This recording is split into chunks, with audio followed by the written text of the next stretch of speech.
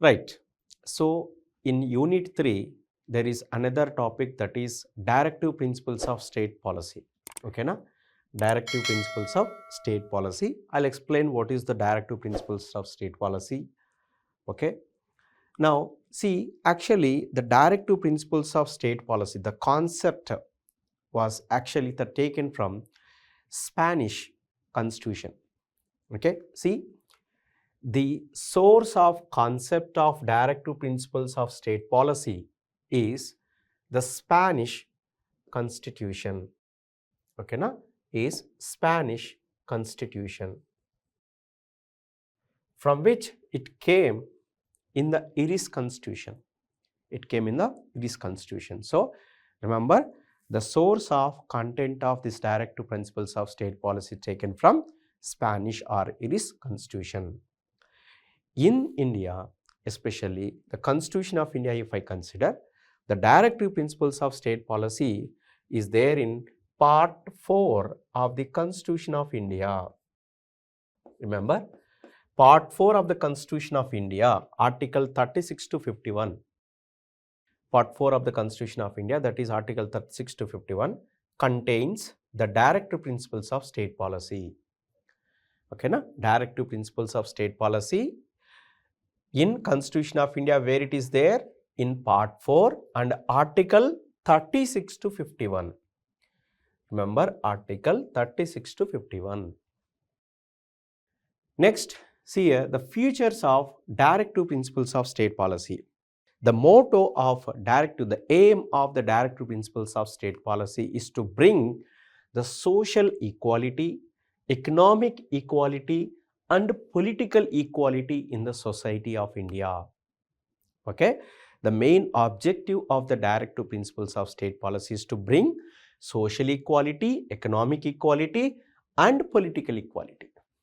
See, the ideals that the state should follow and keep in mind while formulating policies and enacting laws. So remember, the government, when it is preparing, formulating policies and enacting the laws, they should keep in mind these ideals, Directive Principles of State Policy ideals.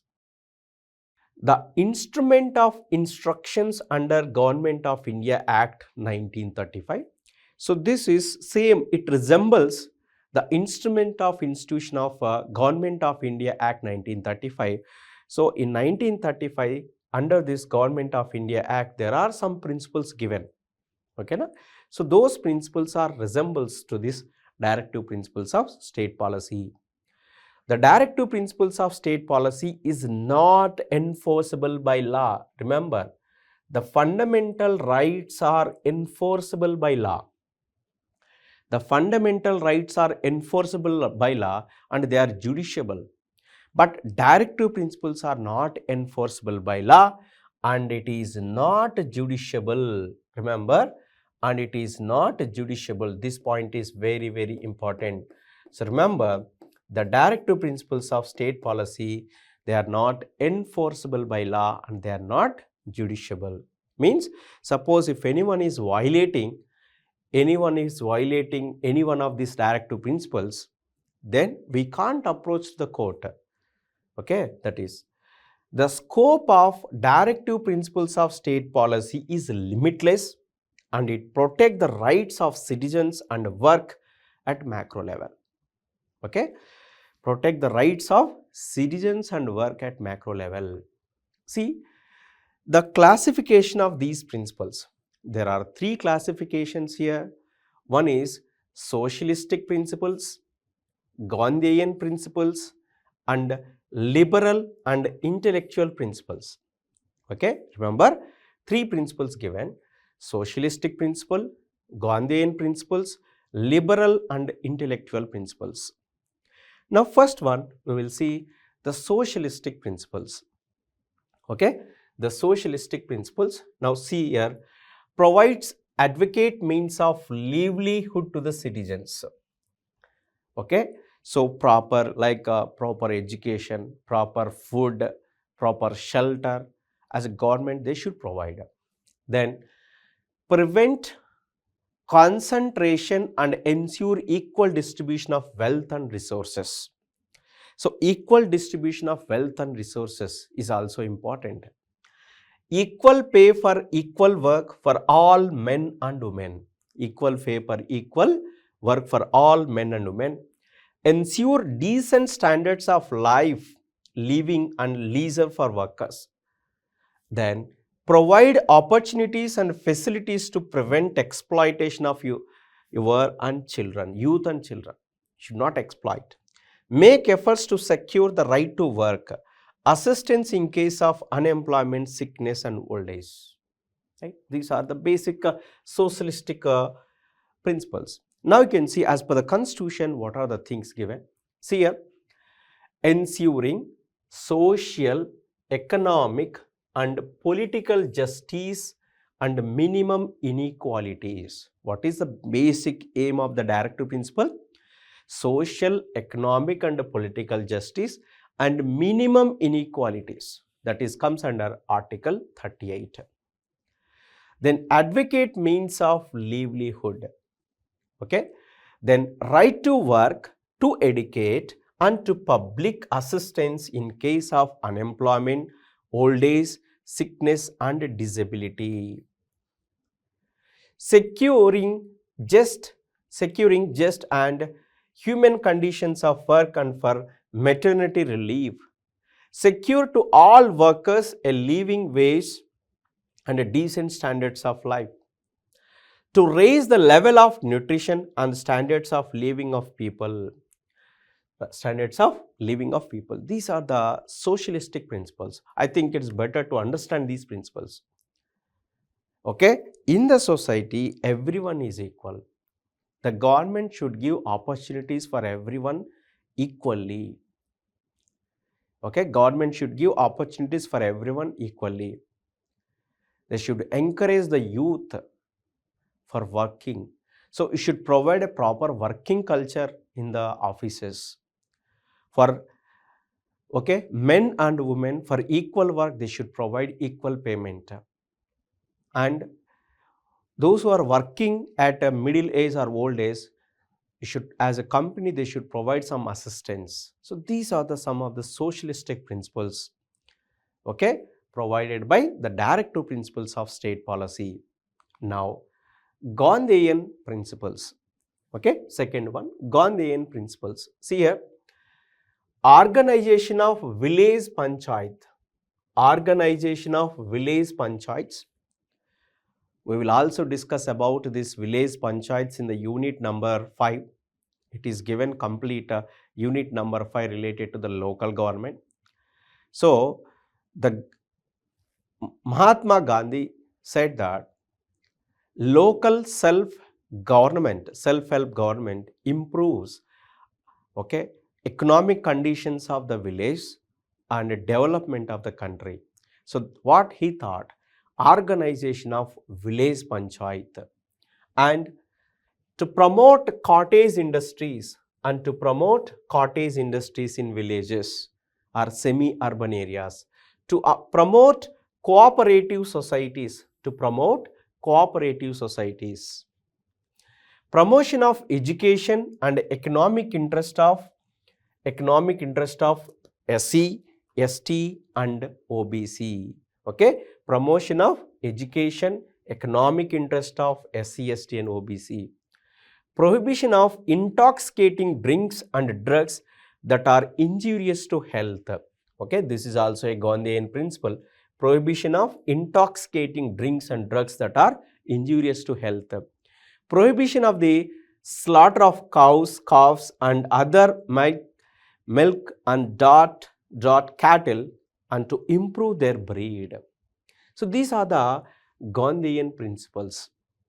Okay, what are the Gandhian principles? Basic Gandhian principles: promote village panchayats, provide or promote cottage industries, promote cooperative societies, avoid you can say alcohols, smoking, etc. And also last one you can say prohibition of slaughter of cows and animals, encourage for their breeding. These are the Gandhian principles. Okay, you can see the Gandhian principles, all these, right? See, organization of village panchayat, units of self-government, promoting cottage industries in the rural area, individual and cooperative basis, then promote, okay, industries or any other thing in a volunteer manner, autonomous manner, democratic manner, industries, cooperative societies, promote interests of SC, ST and other weaker sections, social injustice, we should avoid social injustice, exploitation, okay, and prohibit consumption of intoxicating drinks and drugs injurious to health, ban of liquor, and prohibition of slaughter of cows, calves and other animals. So these are the Gandhian principles. Now the next one is liberal and intellectual principles. Okay, liberal and intellectual principles, what are they? Uniform civil code, okay, provide uniform civil code for all over Indians. They should follow a uniform civil code. And early childhood care and education, then to organize agriculture and animal husbandry on modern and scientific lines, okay, protect monuments or places of artistic or historic interest, then separate judiciary from the executive,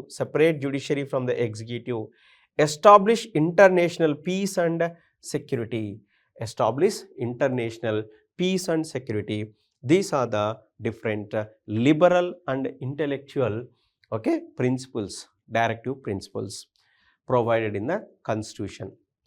Now amendments in the directive principles of state policy. See, after independence, after framing the Constitution of India, how many times they amended, where they amended, what are the terms they included, we will see. Now see here, 42nd Constitutional Amendment Act 1976. See, first one, they added free legal aid to poor people. So poor people, they are suffering from injustice. For them, the government should provide free legal aid. Then participation of workers in management of industries. So participation of workers in the management of industries. And to protect and improve environment, So these three added in 42nd Constitutional Amendment Act 1976. Then again they added another one in 44th Constitutional Amendment Act 1978, that is minimize economic inequalities. And 86th Constitutional Amendment Act, they added made elementary education as a fundamental right. Okay, elementary education as a fundamental right. Okay, so these are the different amendments done in directive principles of state policy. So this is the information about the directive principles of state policy. So for your exam, what type of questions they will ask, from this topic? So explain the directive principles of state policy. Otherwise, explain, okay, socialistic, Gandhian and intellectual principles of directive principles of state policy. Or sometimes explicitly they will ask you, explain directive principles which are included in directive principles, Gandhian principles which are there in directive principles of state policy. So this type of questions. Otherwise, explain directive principles of state policy from the Constitution of India. So this type of questions they will ask you for your exam.